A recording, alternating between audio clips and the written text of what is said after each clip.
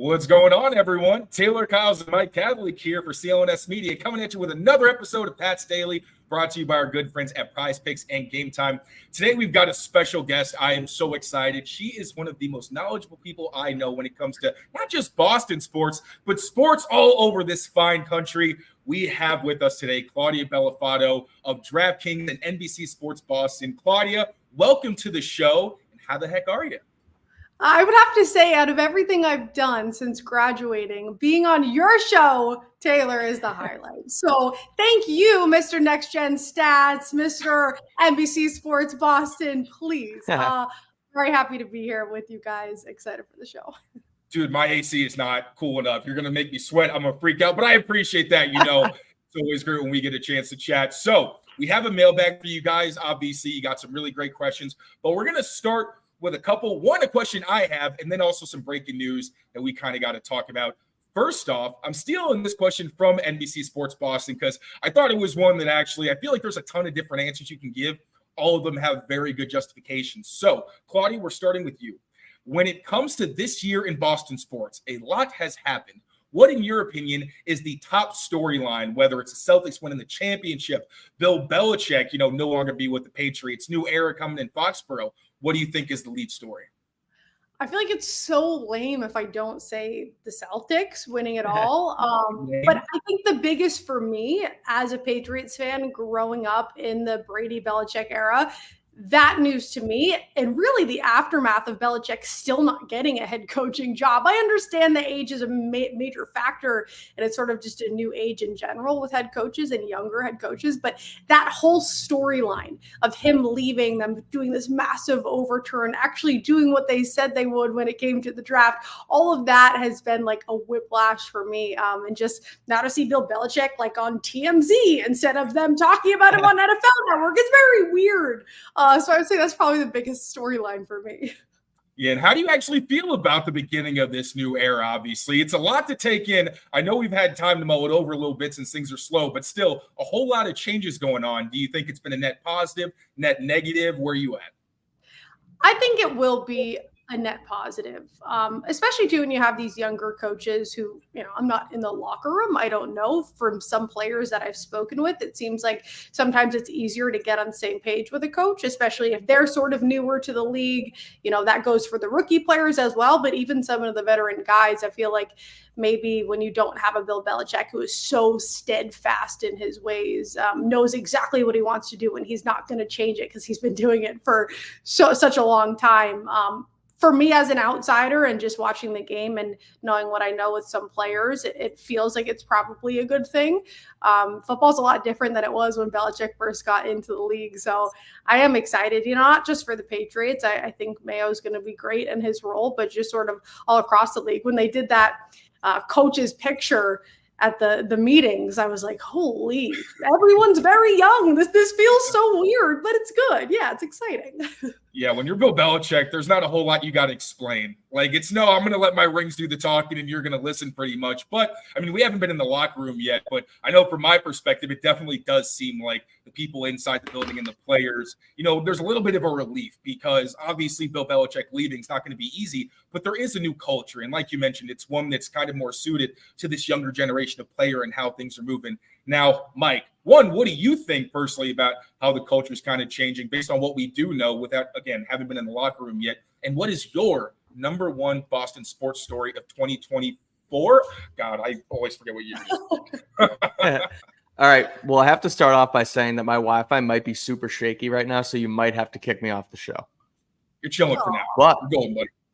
But if I'm rolling and we're still good, I think that the top Boston sports story, it is the cop-out answer that Claudia talked about. It has to be the Celtics, right? I mean, even though we're so used to, I guess we're so used to parades and championships here, it's like, oh, maybe that's really not the biggest story, which is crazy that we even have to say that.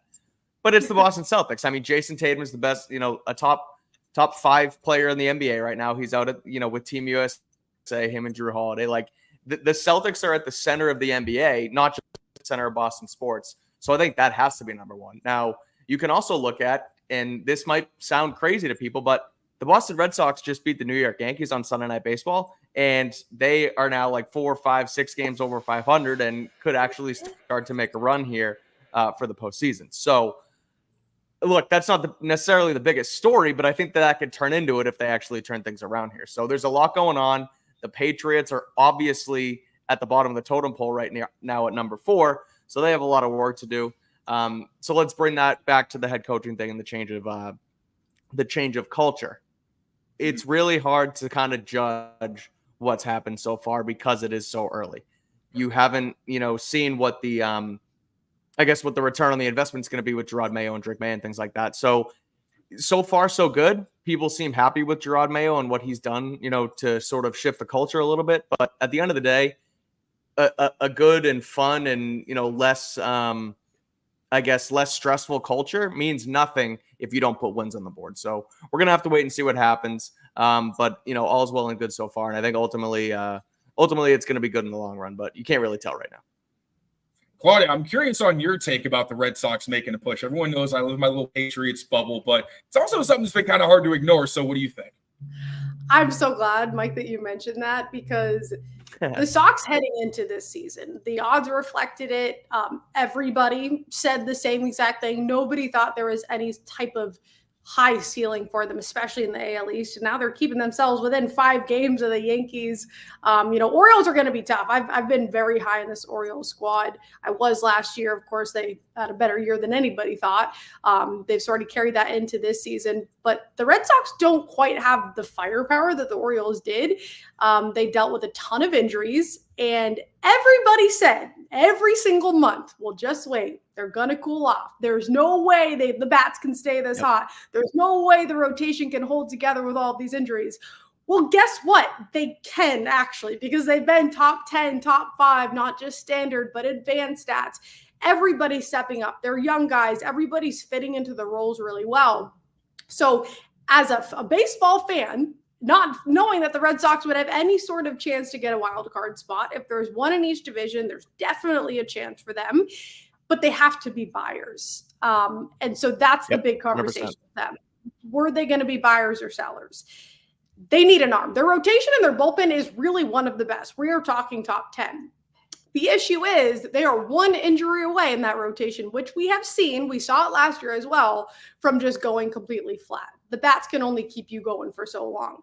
So, and I don't want to take out of the mailbag already, because I know we have a question here. I don't want to mess up the structure of this, but I totally agree with you. The Red Sox have been so much more impressive than I thought they would. And the biggest part of that was it's been sustainable, which I don't think a lot of people thought it would. So now it's all on Breslow and management to actually make the moves they said they would. And hey, maybe you didn't think this was going to be a year, but if you're close enough to it, then you better start buying. You know what? The Red Sox train's already going, so I'm making an executive decision. We're dipping into the mailbag a little bit early because this is just absolutely perfect. From Pat Lane, another one of our colleagues at CLNS Media, we're all hoping the Sox make a move at the deadline, but what move do you want to see them make? Claudia, we'll start with you.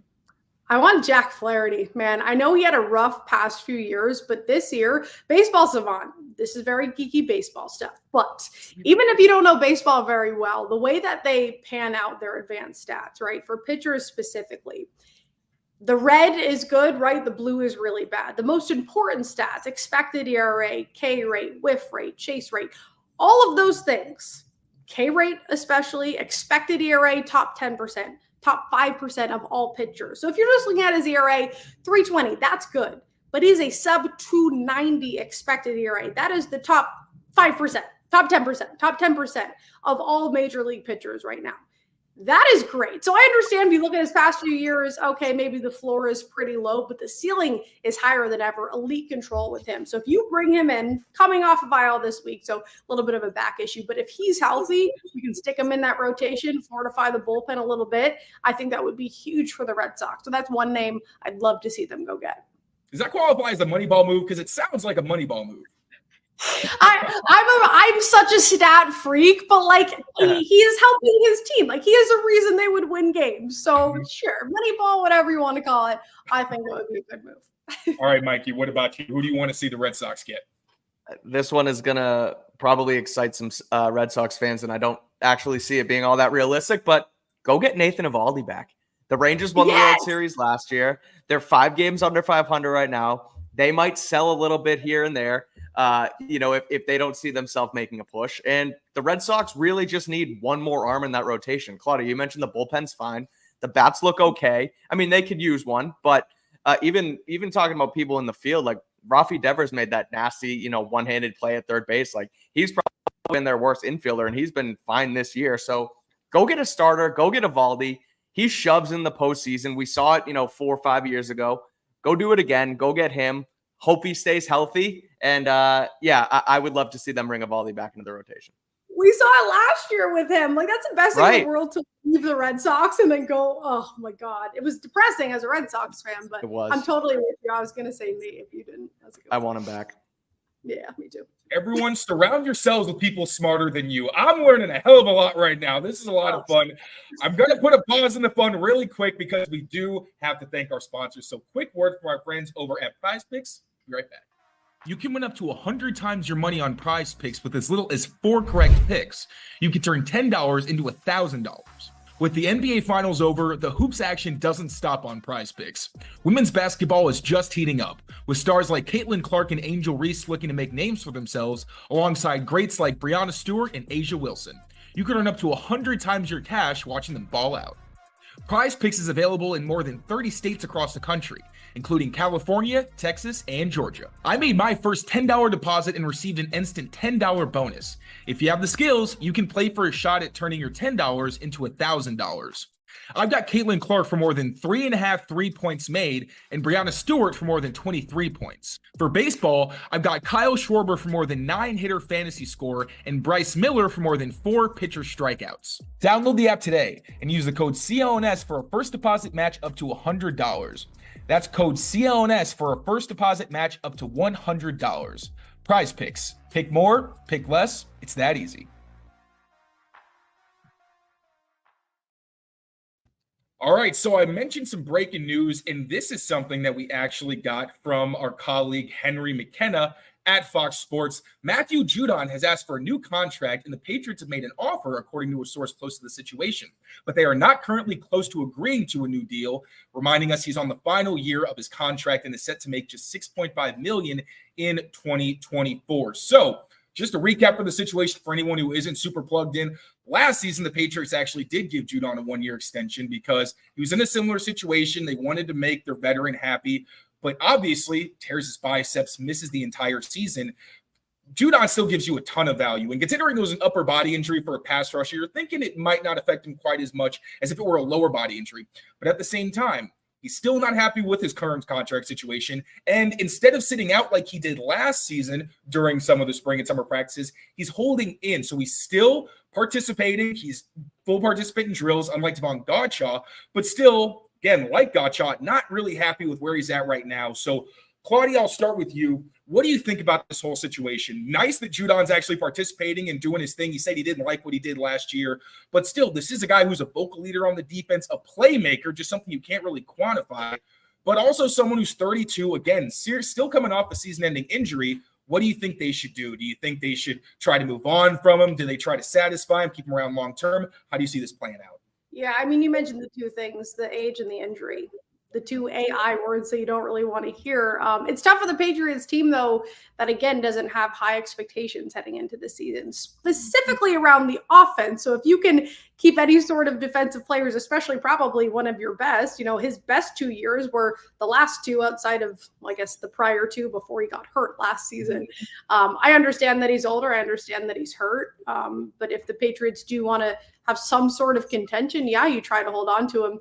It's interesting how much inside we get now with social media. And, I was looking at some of his replies to people tweeting, say, you got to pay this man. He says, I don't think that's going to happen. So clearly he doesn't feel very satisfied, which is a little worrying. And again, going back to social media, you see players outside of the NFL, like Donovan Mitchell, which of course people don't know defensive players specifically in the NFL as well as they know the quarterbacks, the Christian McCaffreys of the world. Donovan Mitchell tweeted out, I don't know if you guys saw it, he was like, whoever that dude is with the red sleeves, he came to play today. So it's like he was that impact player for the Patriots when he was healthy. So, selfishly, I think it would be great for them as a Patriots fan to keep him because he was a huge piece for them. But I also do understand why maybe they don't want to go too crazy when they are sort of in a rebuild and spending too much cash on him if agent injury is a concern. Mike, what do you think? Yeah, Taylor, we were going to dive into this more on tomorrow's show in our Patriots depth projection series with the linebackers, but yeah, well, a little tidbit because now we get the report from Henry that they have actually extended an offer and he's looking for one, but they're not that close, so we can hit on that a little bit more. But ultimately, his trade value isn't necessarily going up, but the idea of him being traded is going up. I think throughout this entire saga, I think.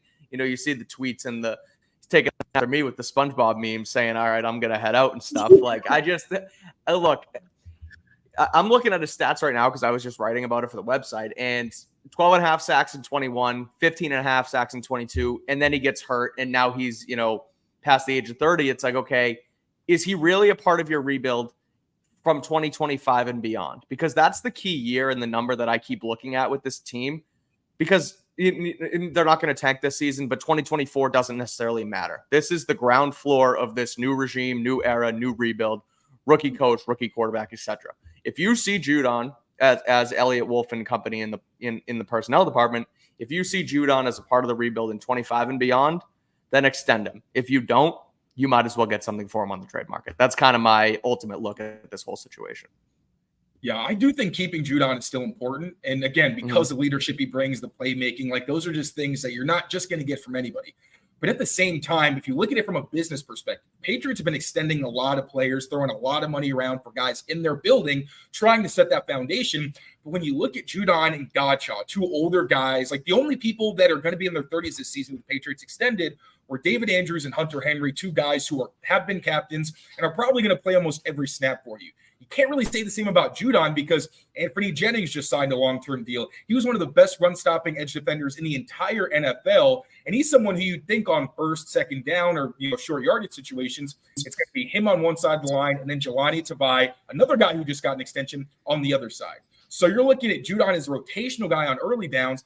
And in pass rush situations, that's where he really shines. You could put him and Uche, Keon White, a guy who really was more of a defensive end last season, but also played outside linebacker. So you're still not sure what you're going to get out of him necessarily.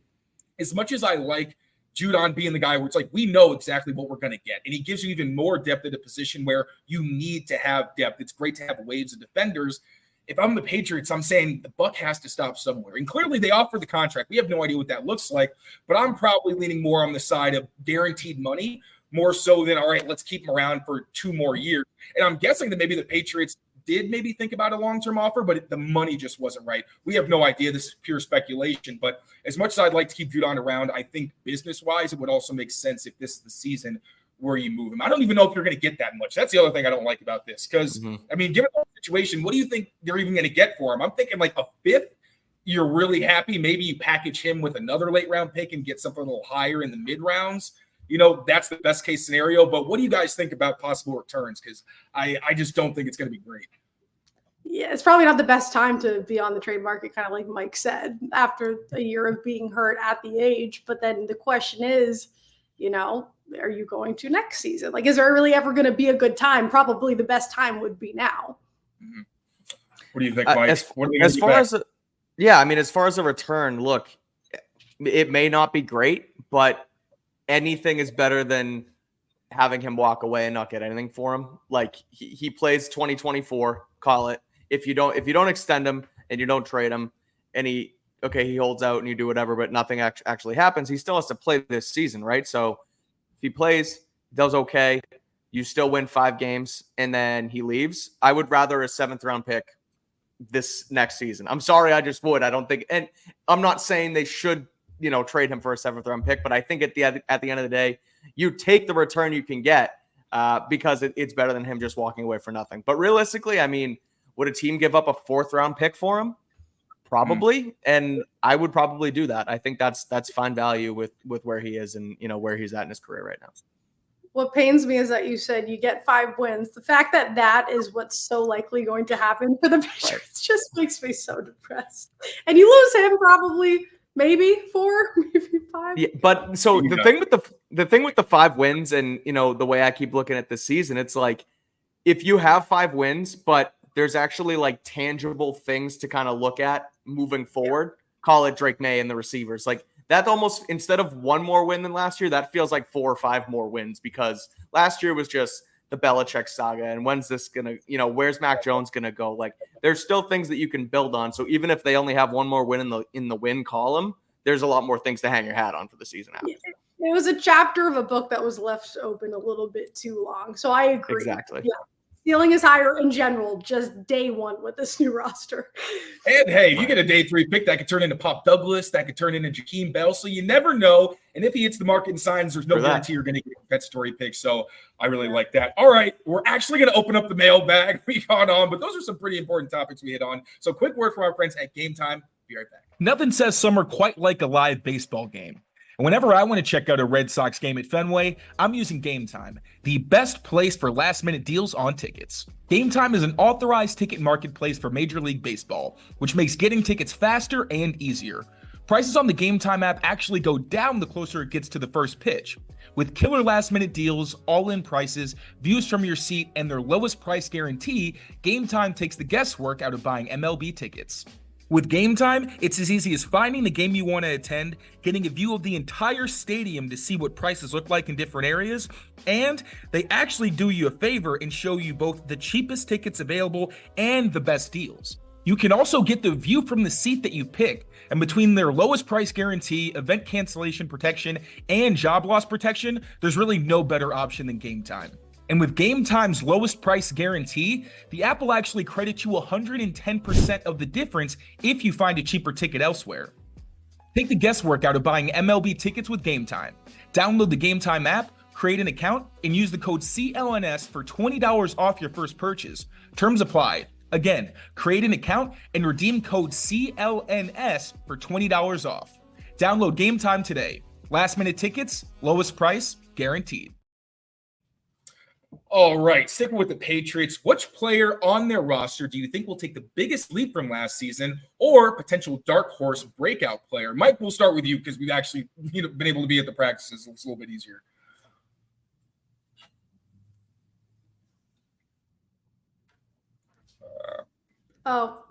Muted? I can't hear you, buddy. I think you muted yourself. All right, Claudia, we'll start with you. Yeah, you mentioned the name Pop Douglas. That was a name I think that got people a little bit excited towards the end of the season when we didn't have a ton to be excited about. And what he was able to do as a 6th-round pick in his first year. The second half of that season, you could see him get a little bit more comfortable, when he had to step up, when Gordon was out with the ACL, when the volume increased, the production increased too. He was consistent. I saw some stat like with the Yak yards after catch 7, which was top 10 of all eligible receivers towards those last few weeks. So that's a small sample size. I don't think you want to overreact, but if that's the question, like who has the biggest leap, who can sort of have maybe a breakout second year, I would say Pop Douglas for sure. You have to be at the practice to know that, because he actually has been killing it. Like all the hype that we were hoping was going to continue from the end of that season, we've been seeing it because he's catching touchdowns. He's reliable, no drops or anything. He's been really consistent and looks like he's ready to become more of that focal point for the offense. So excellent pick. I'm going to have to rethink my choice, but Mike, where are you going? Can you hear me now? Yes, we can. All right, I'm back. All right, sounds good. Sorry about that. So I can't put my finger on anyone who's going to take necessarily a big leap from what we saw last year, but I think 2 breakout candidates, both on the defensive side, is one, Christian Gonzalez, obviously, and number 2 is another quarterback in Isaiah Bolden. Gonzalez, he broke out last year as a rookie, but I think when we see him, hopefully, fingers crossed, in a full 17-game season, he's truly going to cement himself as like one of the better cornerbacks in all of football. He showed that he can be that good in what we saw last year. So I think he's going to break out and be an absolute stud. And then Isaiah Bolden, we talked about him yesterday, Taylor, on our show about the, about the specialists. And look, I don't know how much true cornerback he's going to play. He's going to be a rotational piece, inside, outside. He can do it all. But on special teams, man, I think Isaiah Bolden's going to be a stud. He's long, he's fast. He was one of the best return men in all of college football a few seasons ago. So I think if they can get him mixed in on that third phase of the game on special teams, and then also mix in at some cornerback, I think he's going to be a really solid player. That we talked about seventh round picks. He was their 7th round pick last year, and he could turn into potentially a stud for the Patriots. So I'm going with the 2 corners in Gonzalez and Isaiah Bolden. Excellent picks so far. I am going to go with Rhamondre Stevenson, another guy who just got extended by the Patriots because he's getting paid like a top 8, top 10 running back. So now he's really got to prove that and stay on the field. And personally, like when you look at the numbers for his entire career, statistically, he's been that guy when it comes to yards after contact, missed tackles forced, really metrics where it shows how much a running back is doing on their own. He's been one of the top backs in the league since he entered. And then last season, obviously, didn't start very well. But if you look at the split from week 8 on when he played, which is when City So entered the lineup, another guy who could potentially break out, he went back to playing like a top 10 running back when you look at it statistically. And I think he started passing the eye test as well.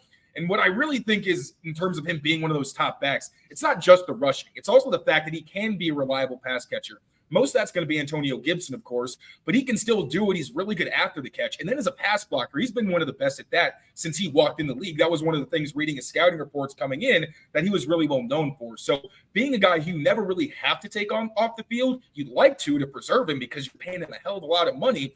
But at the same time, I feel like people don't really think of him as that kind of guy. Even on the ESPN Plus rankings, I think he got like 1 vote from executives, but he wasn't even in the honorable mentions. I think he was a snub, and this is going to be his year to prove it, especially in this more maybe wide zone kind of scheme, because his entire career, I actually looked it up, among the top 10 running backs in yards per carry since 2021, he's the only one who didn't have wide zone or outside zone as one of his top 2 concepts. And that's, I think, because when they have him running duo and inside zone, you're just kind of banging inside all the time. It's hard for you to make guys miss because you're running into the teeth of the defense. But now he's going to be able to displace guys vertically, take advantage of lanes, and it makes it harder to tackle big guys like that because people are going sideways. It's a lot of arm tackles. So if there's going to be a year where he really puts it together and shows everybody, I deserve this contract, I think this is going to be it.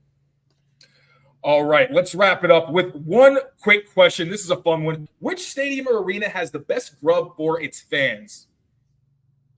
Who wants to start? This is a wild card. No, like anywhere. It's definitely that. See, that's where I was just gonna say is it's not Boston. Like anywhere else, they have rainbow egg rolls and like Wagyu nachos, and I don't know. Maybe I'm not searching enough, but every time I've been to Fenway, I just have a Fenway Frank, which is delicious. But I feel like we're not really as innovative everywhere else. Didn't Steph Curry go on a pod or something and say that Boston was one of the like stadiums where he was just like, yeah, anytime I go, it's just not as good as other places? Damn. Yeah, probably. Kind of like passing over the coals, but it's necessary. Mike, that's all you, buddy. No, there are so many, like you mentioned it, Claudia. You see all these social media accounts from all the stadiums. They have these extravagant, like, ice cream sundaes, and, it's just insane, the things they do. And we just, the thing we're known for is a boiled hot dog in a big, like, steel container that the guys in the yellow walk around with. And you're right. They're delicious. I love them. It's my favorite food at a game here. But is it really that great? I don't know. The other thing, though, I will say the big bucket of chicken. My fiance's dad at the Celtics games loves it. It's like his favorite thing ever. The big chicken nugget or the chicken fingers container at the Garden. Don't sleep on those either. Those are actually pretty good. We are literally on the same page. I was just gonna say, don't sleep on the chicken fingers because your girl will put 2 buckets of those down in one game. All right. So the main takeaway here is the chicken rocks. The hot dogs are good, but overall, Boston maybe step it up a little something fancy for the out-of-towners. Really show off a little bit. All right, Claude, thank you so much for being with us. This was a blast. Won't be the last time. But before I let you go, please let the people know where they can find you if they want to get more of your outstanding work. Yeah, right now, Twitter, Bellofatto TV, Instagram. I put some real stuff up for that. I'm working with lacrosse, so you get weekly videos for them. I like to do some weekly betting content. And then once NFL starts, I will be with DraftKings and one other platform, which I can't announce yet, but it's going to be a fun one. Excited. Okay, a little sneak peek. Get excited for that, everybody. Once again, Claude, thank you so much for joining us. And thank you all, as always, for watching. Now, take care of yourselves. Take care of each other. We will see you next time. Peace, y'all.